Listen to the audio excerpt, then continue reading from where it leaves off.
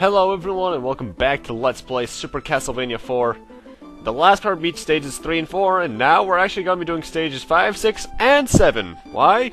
Well, to be honest, stage 5 is really short.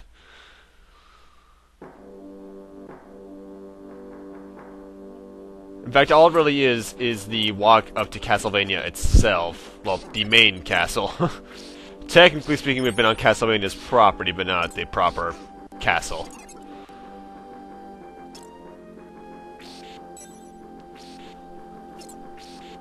Now, this first section here is really simple. There's a couple of harpies that have what I'm guessing are supposed to be flea men, but they're not really even that threatening. Mostly just because, you know, your whip can go in 8 directions and wiggle. So, yeah. Also, on that path there was supposed to be a bone tower, but it wasn't there for some reason. Super Nintendo despawn. It is indeed a thing. Sorrowfully nowhere near as abusable as it was back in the classic Mega Mans, but alrighty. No, God, run away.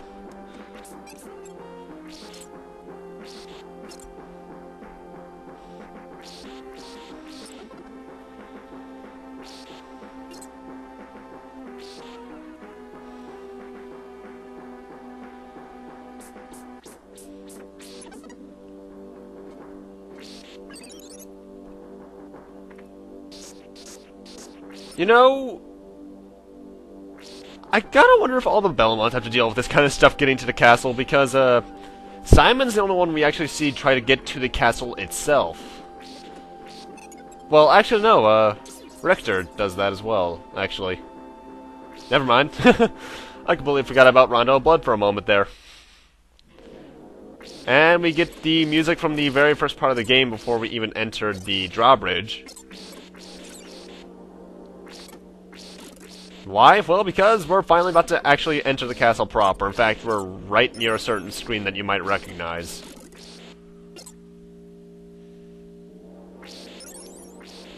Epic stair climb of uselessness. Well, this starts to look familiar, doesn't it? We're in a 16-bitified, if that's a term, screen of the first screen of the original Castlevania. That's not something you see often, I can tell you that much. And that was stage 5. Yeah, stage 6 and 7 are much longer, that's why I decided, you know what, might as well. Because otherwise this would only be around 11 minutes.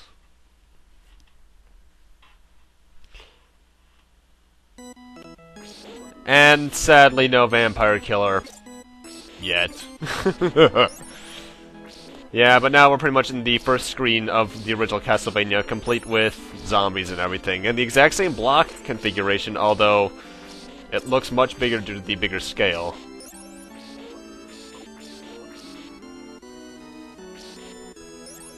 No, I have a really love and hate relationship with this track, because I'll admit, I was expecting Vampire Killer when I first played the game. But I was so early. Oh, and there's the moonwalk, by the way. The way you do that is that when you're on stairs, you hold the opposite direction that you're going while holding up. It's visually entertaining, and it's not the only Super Nintendo game I know for a fact had that. I know Super Metroid had that as well. And obviously there's Moonwalker, but that was a Genesis game. And it's the return of the Shield Knights. Yay. Oh god, no. Actually, Shield Knights aren't that bad in this game. 4 strikes and they're down, and even then, the holy water really tears them a new one. You know, the little fire sound effect that plays whenever you defeat an enemy, specifically with the, Shield Knights, whenever I hear that, I immediately think of, ActRaiser. Another ActRaiser. Actually, is that the first time I've been reminded of ActRaiser? I forget. And now we can get a piano piece, which has annoyed me to death throughout my life playing this game. Why? Well, let's just say the next screen is one of my most common places of death. Now, this screen might look annoying, but then you remember that you don't have the old Castlevania jumping physics, so it's a lot more simple. And it's them showing off their... It's not mode 7, I think that's just sprite rotation. similar to Yoshi's Island. I think it's sprite rotation. I'm not entirely sure, honestly.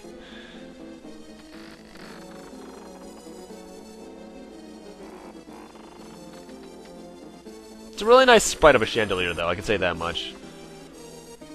Needless to say, though, if this was a classic Castlevania, Castlevania and you had the older jumping physics, this would probably be the most annoying room in the game.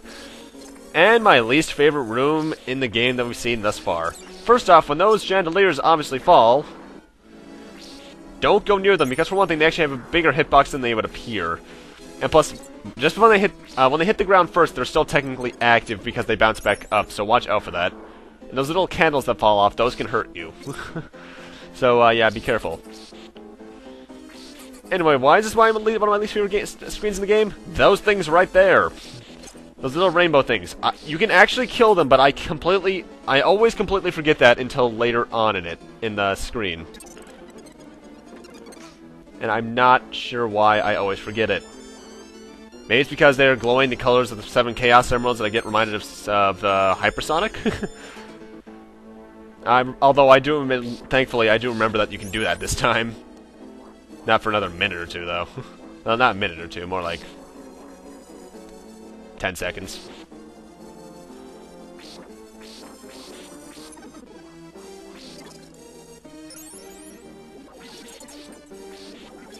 Thankfully, those annoyances are out of the way. And these bats always blindside me. I have to be careful here because the bats actually deal more than at least 3 bars of damage, I forget. So at my current health, they'll kill me. And you know how bats are in terms of gaming mythology, so that's never good. And not to deal with these things again. Thankfully, I only need one out of the way so I can get up the stairs, because, well, actually, I needed that one out of the way anyway, because it was bouncing in the way. Never mind. Anyway, we're actually right near the boss, I believe. No, wait, we still have another couple screens. Never mind. Because I can see the boss screen on my timeline. Oh, whoops. We're close, though.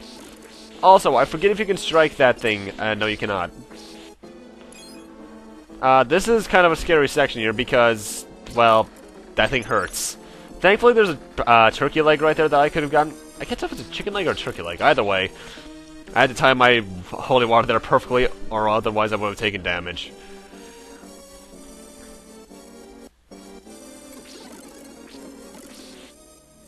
Oh, holy water, I love you so. Admittedly, though, once it reaches a rondo of blood, it kind of loses some of its use. More so in Symphony of the Night, even, because unless you're doing... aside from the little intro sequence, yeah, I never use holy water at all in that game. I always have it on me, but I never really use it. Aside from certain boss fights. And I just realized I have a triple shot. Triple shots are actually kind of hard to come by in this game. I can usually get them fairly quickly in Castlevania 1, but no, not in this one. They obviously allow you to use your sub-weapon 3 times. But in quick succession, so they don't have to fade. Anyway, those little hands there that are totally gonna bad touch me, the way they work is that when you grab them, the skeleton in front of them becomes solid and you can hit him. However, if you miss, you're gonna take damage. Somehow killing the skeleton ghost thing kills the hands. I don't get how that works. In fact, this stage really likes the skeletons for some reason. Also, stage 1 of Castlevania is much longer than I remember it being. If this was the original stage, I would have been done by now. Oh, great. Thankfully, you can actually take these coffins out, so... Yeah, but up here we got 1 heart. Not useful!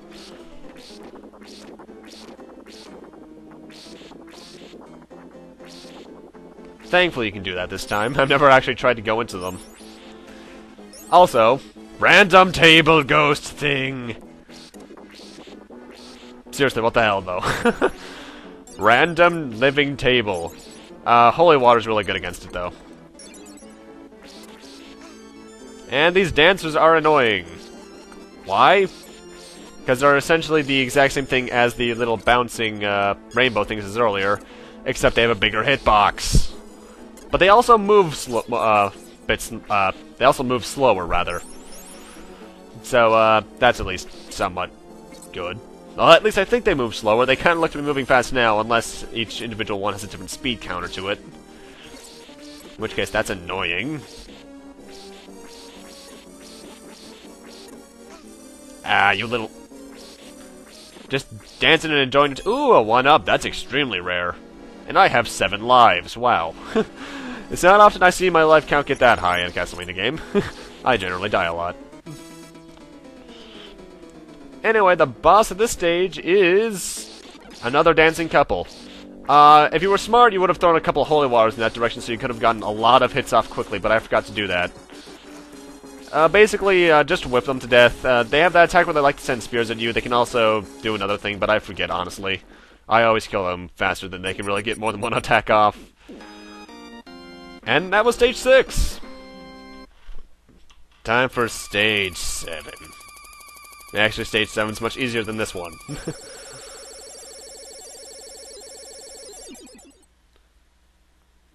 And honestly, stage 7 has one of the... well, not one of the weirder tracks. We already heard one of the weirder tracks. I honestly actually can't remember what song it has, actually. I remember it being good at the same time kind of weird, though. Then again, that summarizes this entire game's soundtrack, because it's good, but it's really atmospheric and weird at times. Which one is this? Oh, it's this one. Yeah, this is an alright track, actually. I was probably... oh, I know what I was thinking of. I was thinking of, the other stage that had this kind of greenish color to it. The one with the skulls in the background. I forget which one it was, honestly. I know it was the last part, though. And the return of the ghost enemy from the first stage, they're random. And I just realized those guys are the spear guards from, later games. Huh. They look much different in this one.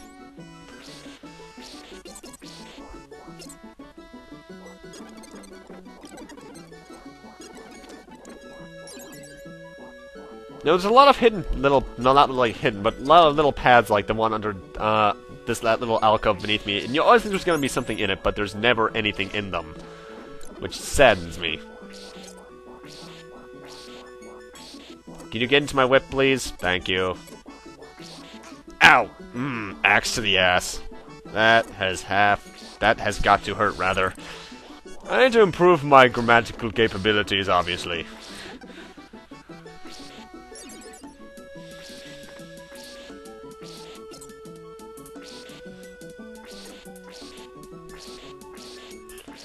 And this is where the real platforming the stage starts, because from now on we're actually going to have some rather annoying platforming.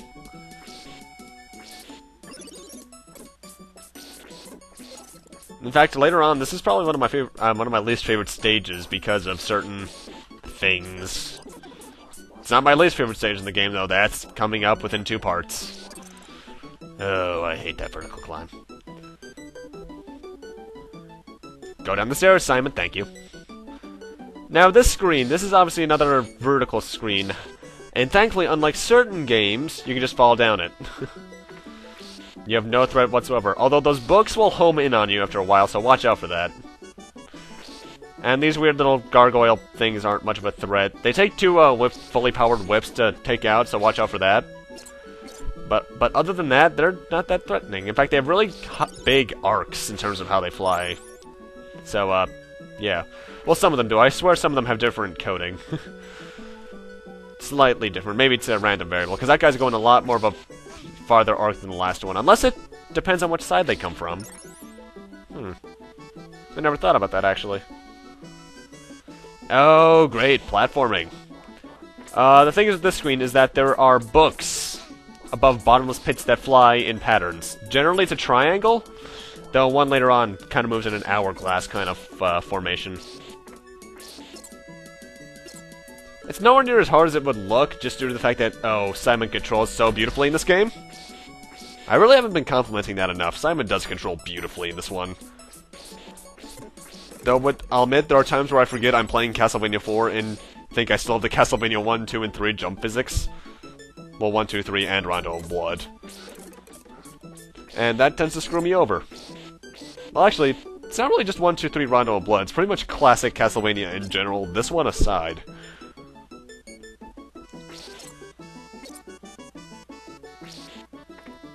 And these paintings will grab you. You can actually kill the hand when it's not even on screen, though, with the boomerang. And this is where it gets to be one of my least favorite stages, because you can be easily blindsided here, like that random painting that has a bowling ball that'll fall off of it. Well, not a bowling ball, but you get what I mean. And it also has a couple instant death spikes, one of which is kind of tricky to figure out if you're not really paying attention to the fact that, oh, Simon can duck.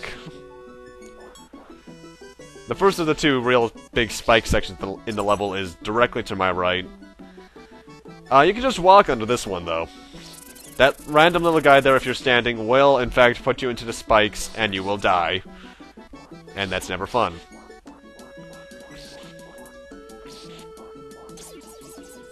I love using the rosary at the randomest times. Then again, the rosary is kind of rare in this game. In fact, did I actually have a chance of dodging that? One thing about the rosary from the classic games is that while it's useful, at the same time it's not, because generally speaking, you get the rosary, weapon, or item rather, the screen nuke either way, at times where it's kind of pointless. Like, you get it in the first level of the first game, but it's at a point that you never really need it, and what the hell, millipede? And it makes a really weird sound. And you never actually have to go near it. I guess that's there if you accidentally jump and hit the panels, but that's never really gonna happen. Also, really vertical candles for some reason. They just ran out of ideas there. And here's the bad spike section. Like other Castlevania games, actually no, Castlevania 2 I know you can do this. I forget if you could do it in Castlevania 1, but you can duck when you're ducking on top of the weird little lump that wants to kill you. You'll go just on top of it and you'll be perfectly fine. I think you can even walk while ducking in this one. Think is the key word there. I honestly rarely try. And we're actually right near the boss of the stage.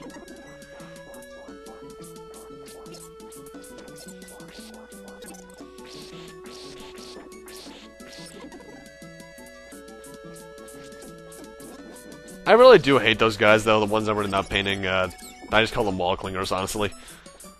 Why? Well, for one thing, there are times where I'll forget they're entirely there. Anyway, we're at the boss of this stage. And where is it? Right there. This guy is pathetically weak to the boomerang cross. Especially if you have a triple shot. And he's dead. Well, now he's dead. So, yeah.